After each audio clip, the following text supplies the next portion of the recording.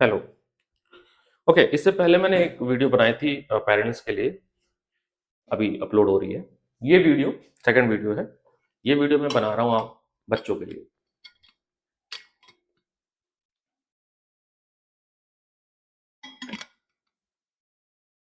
देखिए, स्क्रिप्ट नहीं है मेरे पास, कोई स्क्रिप्ट नहीं है।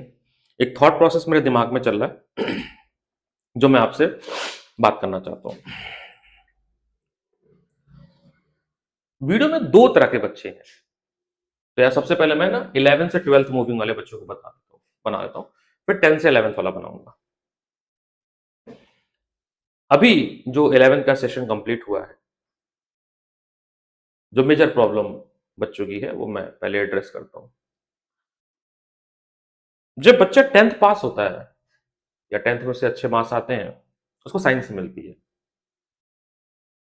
स्टार्टिंग के 4 मंथ, अप्रैल मई जून जुलाई, 4 मंथ, करेक्टली 4 मंथ बच्चा साइंस पढ़ता ही नहीं है। उसको ऐसा लगता है कि जैसा मैंने 10th में साइंस पढ़ा था वैसे ही 11th का साइंस होगा, जो कि बहुत ही अलग सिनेरियो होता है। या यूं कह लो, स्कूलों में जो पढ़ाया जाता है, motion straight line, motion plane तक एकदम हलवा रहता है बच्चों के लिए। बोलो बहुत आसान है तो फिजिक्स।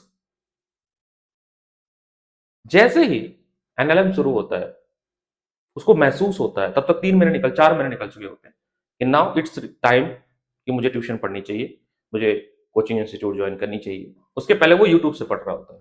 अच्छा, पूरे साल भी यूट्यूब से पढ़ता है, पर उसके कॉन्सेप्ट क्लियर होते नहीं है। फिर वो बच्चा किसी रीजनल इंस्टीट्यूट में, मेरे या और जितने भी हैं बेस्ट टीचर हैं, सभी बेस्ट टीचर हैं, मैं अभी भी कहता हूँ सभी बेस्ट टीचर हैं, उनके पास वो जाता है और वो अगस्त से पढ़ना स्टार्ट करता है। अगस्त पढ़ेगा, सितंबर पढ़ता है, अक्टूबर पढ़ता है, नवंबर पढ़ता है, दिसंबर पढ़ता है, और दिसंबर तक वो गिव अप कर चुका हो। क्यों? इस 5 महीने में, इन 5 मंथ, 60 सेशंस होते हैं, 60 आवर्स की क्लास होती है। फिजिक्स खुद अपने आप में 200 घंटे की है।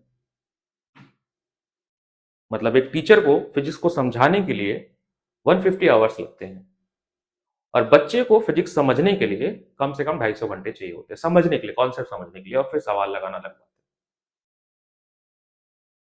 हैं। बट बच्चे तो बच्चे ही हैं। एक्सपीरियंस टीचर को ये बात पता है कि उसको उसको 120 आवर्स चाहिए, 120 आवर्स चाहिए to teach the syllabus. But बच्चा आता है 5 महीने का, उसके कई रीजन है बच्चों की।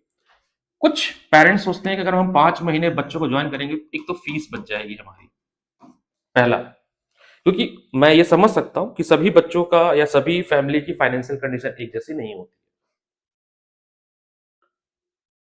मैं सभी पेरेंट्स को बोलता हूं जो ये वीडियो देख रहे हैं, अगर आपकी फाइनेंशियल कंडीशन सही नहीं है, आप इंस्टीट्यूट में जाइए, बात करिए कि सर हम केवल 5 मंथ की फीस आप अफोर्ड कर पाएंगे। आप 5 मंथ की फीस दीजिए, बट अप्रैल से दीजिए। क्योंकि पूरे सिलेबस को करने के लिए हमें 10 मंथ की रिक्वायरमेंट होती है बच्चों को समझाने के लिए, खासकर 11th के बच्चों के लिए। क्योंकि 11th का बच्चा 10th से जब आता है, 10th में टॉपर रहता है वो, नो डाउट, बट 11th की साइंस बदल जाती है, फिजिक्स केमिस्ट्री मैथ्स बदल जाती है। फिजिक्स तो सबसे ज्यादा टफ होती है।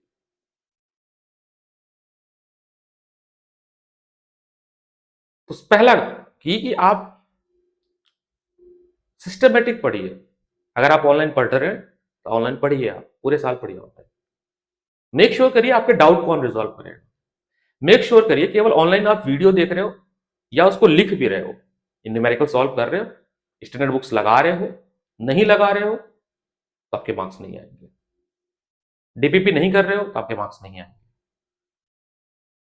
ऑनलाइन में सबसे बड़ी जो प्रॉब्लम है वो है बच्चों को डिसिप्लिन में रखना। वो नहीं हो पाएगा।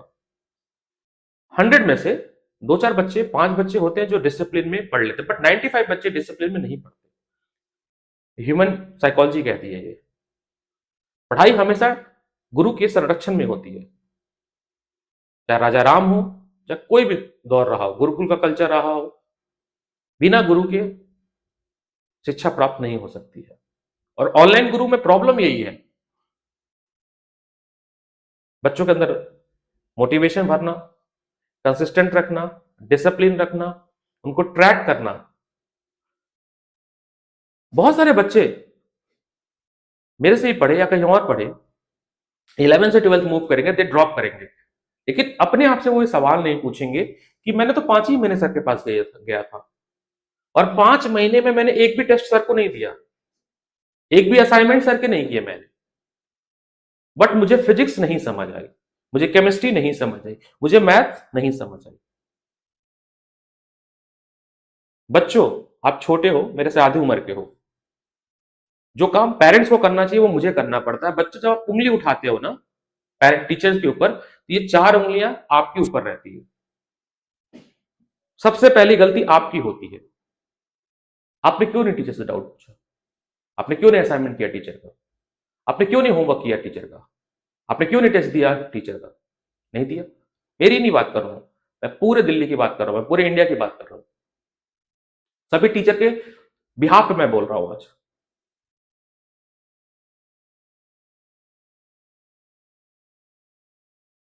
पेरेंट्स, आप पूरे साल क्यों नहीं ट्रैक रिकॉर्ड रखते अपने बच्चों का?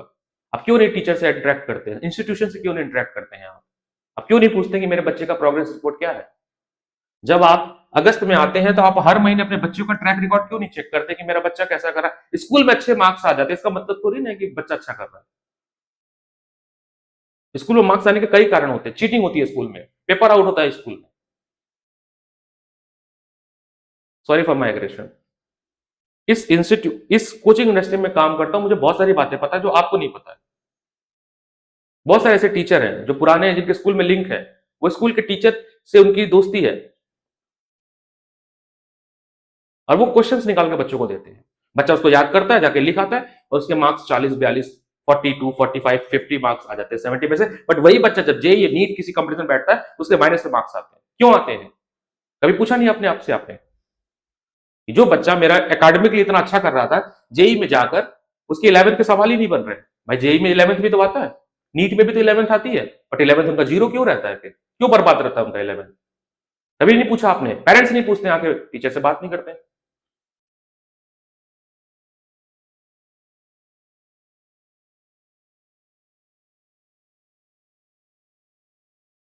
पेरेंटिंग बहुत जरूरी है डियर पेरेंट्स। आपको ट्रैक रिकॉर्ड रखना पड़ेगा अपने बच्चों का।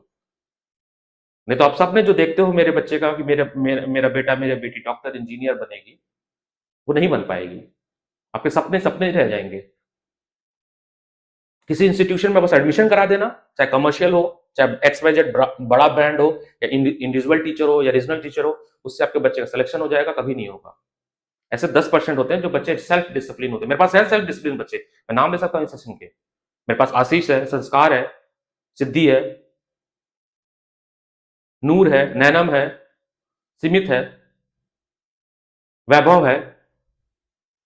ऐसे बहुत सारे बच्चे जो सेल्फ डिसिप्लिन है। बहुत सारे बच्चे हैं जो पढ़ लेते हैं, बट ऐसे 5% है बस। आपको एक बार महीने में पेरेंट्स टीचर से मिलना चाहिए, आपको बात करनी चाहिए कि मेरे बच्चे का प्रोग्रेस रिपोर्ट क्या है।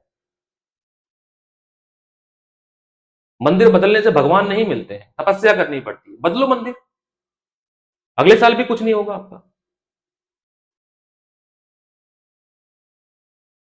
हाँ, अपनी गलतियों पे काम कर लोगे, स्टार्टिंग से पढ़ोगे, अच्छा हो जाएगा। मैं तो वही कह रहा हूं, स्टार्टिंग से कह रहा हूं। आप अप्रैल से पढ़ो, मार्च से पढ़ो। 12th में अच्छे मार्क्स इसलिए आ जाते हैं या अच्छा ट्रैक रिकॉर्ड बच्चों का इसलिए हो जाता है क्योंकि बच्चा मार्च से पढ़ना शुरू करता है, नवंबर में सिलेबस कंप्लीट हो जाता है, उसके बाद रिवीजन करता है वो। बट 11th में जनवरी तक उसका सिलेबस नहीं होता है, ना टीचर करा पाता है, ना बच्चा खुद करना चाहता है, क्योंकि स्कूल के हिसाब से चलना होता है।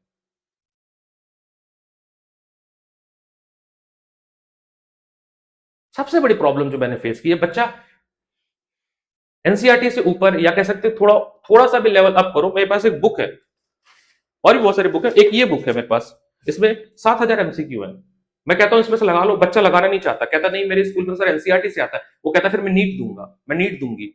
आपसे नीट निकलेगा बच्चों, जब आप ये सवाल इस बुक से भाग जा रहे हो। और भी बहुत सारी किताबें हैं, और सारे बहुत सारे मॉड्यूल्स हैं, आप उनसे भाग रहे हो। मेरे स्कूल में तो एनसीईआरटी से आता है सर, कुछ क्वेश्चंस बता दो जो पेपर में मैच कर जाए। तो नीट कैसे निकलेगा आपसे? नहीं निकलेगा फिर आपसे।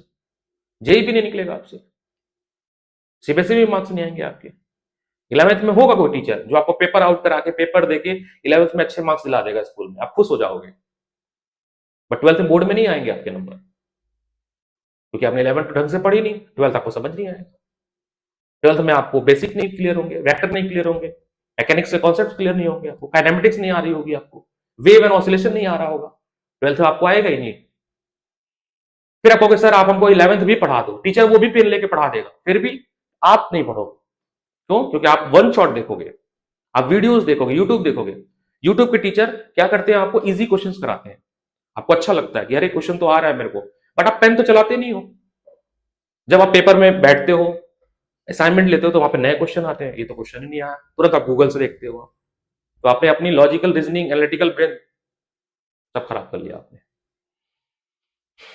साइंस लियो बच्चों, मेहनत करनी पड़ेगी, take some liberal art subject, humanities, जिसमें दिमाग कम लगाना पड़े, लॉजिकल थिंकिंग थोड़ी कम हो बच्चों, subject opt for that subject. If you take a science, आपको मेहनत करनी पड़ेगी, आपको अपना दिमाग 360 डिग्री सोचना पड़ेगा कि हम कैसे करें अप्रोच। तो 11th के बैच की जो सबसे बड़ी प्रॉब्लम है कि वो अपने स्टार्टिंग के 4 महीने तो खराब कर चुके होते हैं। Only in 5 month they want to cover all the chapters, उसी में आपको रिवीजन भी करना है, उसी में आपको सब कुछ करना है। नतीजा रिजल्ट ये होता है कि आपके फाइनल के मार्क्स 35 और 40 में निपट जाते हो 70 में से। Then you blame the system, not blame yourself. तो आप अपने आप पे ब्लेम करते नहीं हो, सिस्टम पे ब्लेम कर देते हो। स्कूल पढ़ाता नहीं है आपको, एक दिन में थर्मोडायनेमिक्स, एक दिन में वेव, एक दिन में ऑसिलेशन कंप्लीट करता है, ऐसा हो नहीं सकता है। सिस्टमेटिक से पढ़ने के लिए बोलूंगा तो आप आओगे नहीं, कई रीजन ना आने के आपके। 5 महीने तो आप घर में रहते हो, आपको लगता है हम तो 10 टॉपर हैं, हम तो अचीवर है, घर में एक अच्छा सिंबल, स्टेटस सिंबल बना हुआ है, तो आप 5 महीने तो ट्यूशन नहीं लगाते हो। चलो मत लगाओ ट्यूशन, सेल्फ तो पढ़ लो, सेल्फ भी नहीं पढ़ते हो। ओके, तो ये एक मेजर प्रॉब्लम थी। देखो बच्चों, जो बच्चे 11th से 12th मूव कर रहे हैं बच्चों, एक छोटी सी और बहुत इंपॉर्टेंट आपको सजेशन है कि आप जल्द से जल्द अपना 12th स्टार्ट करें। आप जहां पढ़ना चाहते हैं, जिसके साथ पढ़ना चाहते हैं, पढ़िए। आप सेल्फ पढ़ना चाहते हैं, आप सेल्फ पढ़िए। मेक श्योर करिए कि अक्टूबर एंड तक आपका सिलेबस हो जाए। अगर आपने अक्टूबर एंड तक सिलेबस कंप्लीट कर दिया तो फिर आपको चीजों को रिवाइज करने में बहुत ईजी होगा। जो बच्चे मेरे से जुड़े हैं, जिन्होंने मेरे को पूरे साल फॉलो किया, उन्होंने देखा किस तरह से स्ट्रक्चर्ड वे में सिलेबस कंप्लीट हुआ, मल्टीपल टाइम रिवाइज हुई, कितने सारे क्वेश्चंस लगाए हमने, 50 प्लस सैंपल पेपर लगाया हमने। बहुत सारे बच्चे 10 पेपर भी नहीं लगा पाते, हमने 50 सैंपल पेपर लगाए, हमने मोर देन 100 असाइनमेंट्स लगाए, हमने 3 किताबें कंप्लीट की, स्टैंडर्ड बुक्स कंप्लीट की, एनसीईआरटी कंप्लीट की। क्यों? Because we have a plenty of time after November. But आपका सिलेबस ही नहीं कंप्लीट होगा तो आपके पास टाइम कहां से होगा? ठीक है, तो एक बेहतरीन स्ट्रेटेजी प्लान के साथ मैं अगले वीडियो में आऊंगा for 12th class. 15th of March से मेरा बैच स्टार्ट हो रहा है। आप ट्रायल लीजिए, डेमो लीजिए, ये आपका हक है। मार्केट में ट्रेंड है ट्रायल और डेमो लेने का, आप लेते रहिए, कोई दिक्कत नहीं है। आप हर जगह ट्रायल डेमो लीजिए, जहां आपकी आत्मा संतुष्टि मिले वहां पढ़िए, लेकिन stick to that teacher throughout the session. बीच में सफल करोगे कुछ नहीं होगा, कुछ मिलेगा नहीं, कुछ हासिल नहीं होगा, नंबर कुछ नहीं आएगा। ठीक है, और सब टीचर अच्छे हैं। मैं फिर से क्लोजिंग लाइन बोल रहा हूँ, मेरा आज आज 2 वीडियो मैंने बनाए, वो दोनों वीडियो टीचर कम्युनिटी को एड्रेस करते हुए है। उनकी समस्याओं को मैंने फील किया, मुझे भी वो फील हुआ है। और जो टीचर बच्चों का भविष्य बनाता है उसकी बात नहीं सुनते हो आप, उसको दुख होता है और फिर आपके लिए भी प्रॉब्लम क्रिएट होती है। तो नए सेशन में मिलते हैं बच्चों। एक वीडियो और बनाऊंगा मैं थोड़े थोड़े समय के बाद कि कैसे, अभी एक और वीडियो अपलोड होगी कि how we plan class 12th, क्या क्या मैं नया ऐड ऑन करूंगा पिछले साल से, कैसे कैसे हम प्लान करेंगे। ठीक है बच्चों, थैंक यू सो मच बच्चों सुनने के लिए, और प्लीज टेक इट सीरियसली। मिलते हैं अगली वीडियो में। Thank you.